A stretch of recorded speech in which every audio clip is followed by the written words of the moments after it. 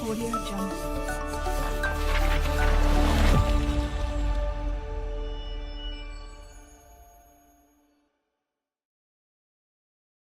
Halo teman-teman, welcome to InSpot, Interschooler Podcast. Bersama aku Yohana Leri Kuniasari, bisa disapa dengan nama Yohana, dari Prodi Agribisnis Angkatan 2023 yang akan memandu jalannya podcast kali ini. InSpot di episode 6 kali ini kita akan membahas tentang skema magang, siap magang, MBKM di Mitra Fakultas Pertanian. Nah, seperti yang kita ketahui nih, program MBKM Mitra Fakultas Pertanian merupakan peluang besar bagi mahasiswa untuk mengembangkan diri dan mempersiapkan karir mereka dengan lebih baik. Mitra Fakultas ini menggabungkan organisasi dengan industri sebagai wadah untuk menambah pengalaman pada dunia karir yang relevan dengan program studi mereka. Di podcast kali ini kita akan membahas MBKM Mitra Fakultas dan apa saja yang membedakan antara program MBKM ini dengan yang lainnya. Nah, di sini saya udah bersama salah satu mahasiswa Fakultas Pertanian yang saat ini sedang mengikuti MBKM di fakultas di salah satu perusahaan budidaya anggrek. Nah, untuk selengkapnya kita langsung sapa aja kakaknya. Halo Kak. Halo. Oke. Oh ya, mungkin kakaknya bisa perkenalkan diri terlebih dahulu nih dengan teman-teman pemirsa yang sedang menonton podcast kita kali ini. Oke, sebelumnya perkenalkan, nama aku Vian. Aku dari Agroekoteknologi Angkatan 21, Fakultas Pertanian. Oke, halo Kak Vian. Mungkin sebelumnya aku mau nanya terlebih dahulu nih tentang kabar kakaknya gimana. Oke, kabar baik. Oke. Baik-baik aja. Capek magang dikit lah, nggak apa-apa. Puji Tuhan sehat ya. Oke, di sini aku excited banget tahu Kak dan kepo nih tentang isi program MBKM Mitra Fakultas Pertanian. Kali ini tapi gak hanya aku aja yang excited tentang pembahasan kita kali ini, mungkin penonton InSpot nih yang ada di sana juga bersemangat sekali ya dalam menonton Interschooler Podcast kali ini. Mungkin kita bisa langsung aja kali ya Kak dalam pertanyaan penonton setia Interschooler Podcast kali ini. Berdasarkan informasi yang aku dapat nih Kak, kakak ini bergabung dalam program magang MBKM Mitra Fakultas Pertanian di salah satu perusahaan budidaya anggrek. Nah, boleh ceritain sedikit dong Kak, bagaimana kakak bisa kepikiran mendaftar di program ini? Oke, jadi kebanyakan yang ikut MBKM Mitra FP ini tuh sebelumnya udah daftar di MSIB dulu tapi ketolak. Jadi ada alternatif lain untuk di MBKM Mitra FP. Daripada reguler, mending ikut MBKM Mitra FP yang bisa konversi 20 SKS gitu. Jadi beneran dapat pengalaman kerja yang nampol gitu, yang gimana ya? Dibilangnya kalau misalnya magang reguler doang itu kan cuma 1 bulan. Jadi kalau misalnya 1 bulan doang kayak pengalaman kerjanya dikit banget gitu ya. Nah, terus untuk yang di MBKM Mitra FP ini tuh pendaftarannya setelah MSIB tutup, terus baru daftar yang di MBKM Mitra FP. Nah, itu ada 2 gelombang pendaftarannya. Pokoknya daftarnya yang cepat-cepat aja, maksudnya biar nggak keburu habis gitu durasi pendaftarannya. Terus kenapa kepikiran untuk daftar di sana? Sebenarnya awalnya mikir kan kalau misalnya MBKM Mitra FP ini tuh kan tersebar nih di seluruh Indonesia, ada 219 kalau nggak salah yang perusahaan mitra sama FP. Dan itu pun masih bisa ditambah lagi kalau misalnya kita ngajuin si mitranya ini mau MOU-an sama FP. Nah, terus kebanyakan orang-orang yang ngambil magang mitra FP ini milihnya antara di Malang aja gara-gara udah ngekos juga, atau di dekat rumahnya. Jadi nggak perlu ke Malang lagi. Nah, itu sesuai sama dosen pembimbing nantinya, memperbolehkan nggak untuk konsultasi jarak jauh atau harus langsung ke Malangnya sendiri. Nah, kebetulan dosen pembimbing aku ngewajibin untuk konsultasi langsung, jadi harus tetap di Malang. Jadi aku milihnya di DD Orchid Nursery, itu di Batu, jadi gampang bolak-balik ke kampusnya juga. Oh, Jadi gitu teman-teman. Jadi apa sih Kak permasalahan yang menjadi mitra di Fakultas Pertanian ini? Permasalahan gimana? Permasalahan seperti kayak kesusahan Kakak gitu loh dalam mitra di fakultas ini MBKM gitu. Sebenarnya banyak dosen juga sih yang nggak memperbolehkan ikut MBKM MSIB maupun mitra ini karena katanya banyak miskom. Sebenarnya enggak. Kalau misalnya kita ngikutin info beneran update tentang info yang diberikan oleh dosen KPS, nah itu eh kayak beneran dapat gitu sebenarnya. Kalau misalnya kita bingung nanya di grup gitu, mau nanya itu bakal direspon sama dosennya. Nah, untuk kendalanya itu mungkin di pendaftarannya itu kan pas lagi libur, atau kan MSIB juga dari masih kuliah sampai libur pendaftarannya tuh. Terus yang untuk mitra MPKM itu seingat aku waktunya kayak sempit banget gitu. Jadi kayak harus buru-buru dan kita harus nentuin mau magangnya di mana, dan itu harus cepet-cepet bikin proposal, cari mata kuliah. Pokoknya sebenarnya kalau misalnya emang niat itu di buku panduannya udah ada tata cara pendaftaran dan biar MBKM-nya ini lancar gitu. Oh, jadi gitu. Oke, bagus banget. Oh ya Kak, aku mau tanya lagi nih. Kenapa Kakak bisa bergabung di perusahaan DD Orchid ini? Terus apakah memilih mitranya itu dari diri sendiri atau ditentukan gitu? Iya, untuk kenapa milih di sana sebenarnya untuk mitra FP kemarin aku nggak ada target, nggak ada kepengen juga mau magang di mana. Jadi kebetulan dari dosen pembimbing nawarin, maksudnya nanya kalau misalnya di Batu aja gimana. Terus kayak ya udah, kalau misalnya emang ada ya udah, ngapain nyari yang ribet lagi, soalnya sama aja menurut aku gitu. Tapi mungkin ada beberapa teman-teman juga yang kayak emang punya target atau pengen di mana gitu. Ya udah dikejar aja, selagi itu masih ada di daftar mitra FP ya udah dikejar aja. Nah, yang kemarin itu ditawarin dosen pembimbing gara-gara lokasinya oke juga, dan nanya-nanya ke cutting, katanya yang magang di sana juga oke-oke aja. Ya udah gas aja, nggak ada masalah juga. Oke. Mungkin boleh diceritakan Kak, apa aja yang diperlukan untuk mendaftar MBKM di mitra fakultas ini? Kalau secara umum yang dibutuhkan itu adalah pertama MBKM mitra itu kan udah masuk, maksudnya dikonversi ke 20 SKS kuliah gitu. Sebelum daftar jangan lupa bayar UKT dulu kan. UKT.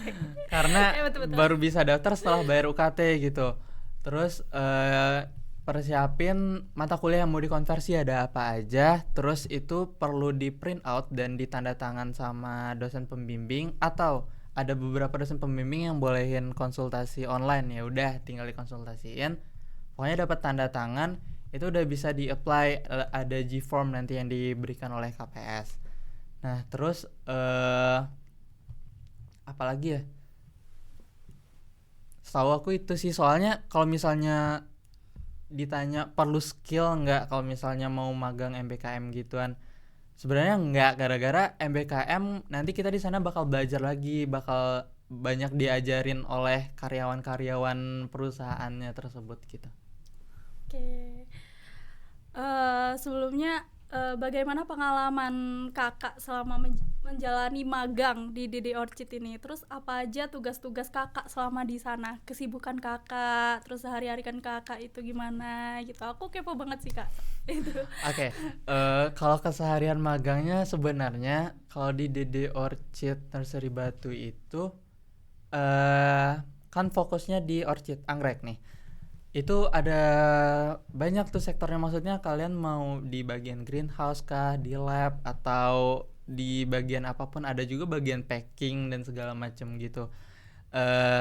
Itu aku dulu di awal baru masuk itu ditaruhnya di greenhouse gitu, gara-gara aku juga agroekoteknologi. Terus ada matkul yang dikonversi 20 SKS ini kan harus linear dengan ini program MBKM-nya. Jadi ada salah satu matkulnya tentang greenhouse. Jadi mau nggak mau aku harus mempelajari tentang greenhouse juga biar linear gitu sama matkul yang dikonversi.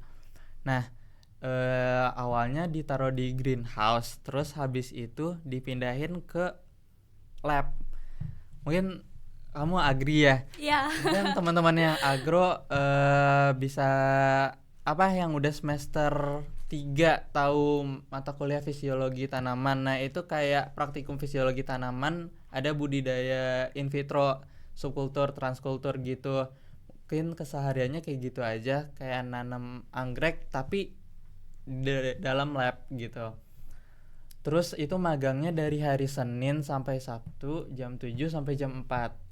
Karena untuk memenuhi 20 SKS itu minimal jam magang, jam kerjanya itu adalah 800 jam. Jadi biar bisa selesai tepat waktu, jadi dimaksimalin Senin sampai Sabtu gitu. Kebetulan perusahaannya juga bisa sampai Sabtu. Oh iya Kak, kebetulan nih aku waktu itu turun lapang nih di matkul manajemen usaha tani. Jadi kita itu turun lapang nih di salah satu itu juga perusahaan anggrek sama Dede Orchid. Oh iya deh. Ya, jadi di situ ada namanya Pak Dede. Iya. Itu bosnya kakak ya. Iya. Ya, itu tuh bilang kalau beberapa itu kayak ada kerusakan dalam tanaman anggrek gitu. Terus mereka bakal ngebungkus, terus bakal dipaketin dengan harga yang murah. Nah, di sana juga ada beberapa tidak hanya mahasiswa, melainkan orang yang mau belajar gitu buat masuk. Itu tuh ada satu rumah, kalau nggak salah tuh kayak kos gitu. Itu dijadiin satu, itu buat kita nanti bakal belajar di situ. Jadi kita ada belajar gitu loh, belajar dalam menanam anggrek tersebut. Apakah benar gitu? Ini baru kemarin banget nggak sih? Iya kan ke Dede Orchid aku lihat. Iya. Nah itu benar, di Dede Orchid juga disediain kayak mes gitu, jadi bisa belajar banyak tentang anggrek yang kayak dari sekedar jenis-jenis anggrek lah minimal tahu, terus kayak gimana cara penanganan dan segala macamnya. Kalau di Dede Orchid menurut aku kayak fasilitasnya oke banget. Untuk yang mau belajar tentang anggrek itu bisa banget ke Dede Orchid sih. Bukan promosi, tapi emang oke banget, greenhouse-nya ada banyak banget di Dede Orchid juga, pengalamannya keren banget, pengetahuannya juga. Mungkin beberapa orang yang menyukai tanaman bunga anggrek, gitu bunga, lebih yes. cocok kali ya Kak buat ikut belajar gitu dalam menanam anggrek. Nah, aku mau tanya nih Kak, manfaat apa aja yang Kakak rasakan selama bergabung dalam program magang ini gitu? Oke, kalau untuk manfaat secara umum dulu ya. Jadi aku jadi tahu gimana dunia kerja itu, yang bangun pagi terus pulang udah sore. Terus nggak bisa dipungkiri juga ternyata Malang macet juga ya kalau misalnya jam sore itu. Apalagi dari daerah Batu ke kota itu macet banget depan Begawan. Terus apalagi ya, capeknya kerasa. Terus ini mungkin dipikir-pikir ada yang nimbang-nimbang lebih enak kuliah atau magang kayak gitu. Sebenarnya 50-50 sih, soalnya kayak kalau misalnya kuliah iya ada libur dan segala macam gitu, tapi tugasnya banyak gitu. Kan kuliah Senin sampai Jumat, bahkan ada yang Senin sampai Kamis doang. Betul. Ada libur 1 hari tambahan juga gitu-gituan, tapi kan banyak tugas juga. Dan waktu di kosnya kepake juga kan untuk ngerjain tugas. Kalau misalnya magang beneran datang pulang dilupain gitu, ya udah gitu, tinggal ngerjain job desk-nya doang. Terus kalau misalnya magang gara-gara ngejar waktu 800 jam minimal 20 SKS itu, jadi tanggal merah pun tetap masuk gara-gara ya biar cepat penuh. Kalau misalnya enggak nanti udah habis deadline masa MBKM-nya masih harus menuhin 800 lagi, kan telat SMH-nya nanti gitu. Jadi gitu teman-teman. Terus Kak, mungkin Kakak bisa sampaikan nih kepada teman-teman yang ingin mendaftar di MBKM Mitra Fakultas Pertanian ini gitu. Sampaikan pada Oke, untuk teman-teman mungkin yang mau daftar di MBKM Mitra Fakultas Pertanian, yang pertama jangan lupa ketinggalan timeline. Karena timelinenya tuh sempit banget, update info. Terus jangan malu nanya sama dosen, karena kalau misalnya nggak nanya, dosennya pun kadang juga nggak tahu sebenarnya si mahasiswa ini bingungnya apa gitu.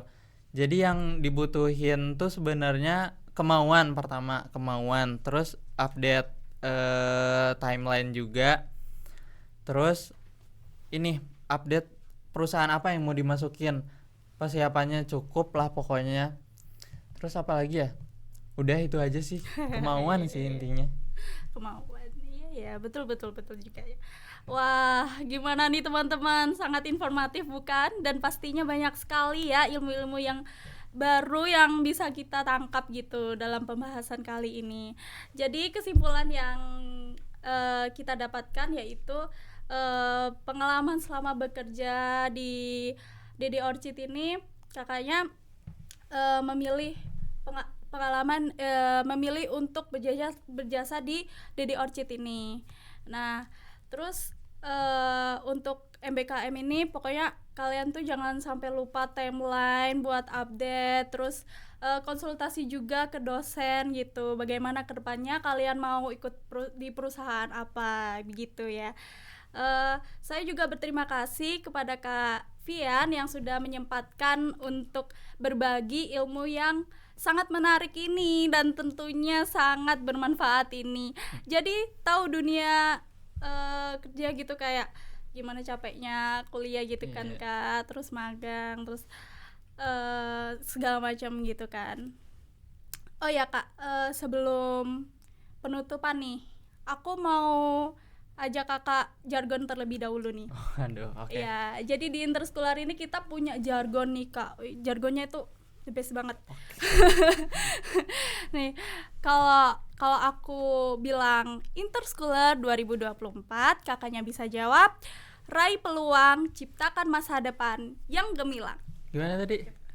Raih peluang, ciptakan masa depan yang gemilang. Yang gemilang. Raih peluang, ciptakan masa depan yang gemilang. Iya, betul. Oke, mungkin kita bisa coba ya Kak. Interschooler 2024, raih peluang, ciptakan masa depan yang gemilang. Yeay. Baik, itulah tadi pembahasan yang menarik mengenai MBKM Mitra Fakultas Pertanian. Sayang sekali nih Kak, kita harus menutup sesi kali ini karena waktu kita udah habis nih Kak. Jadi kita cukupkan untuk podcast kali ini. Sekian dari saya, tunggu episode podcast lainnya. Bye bye.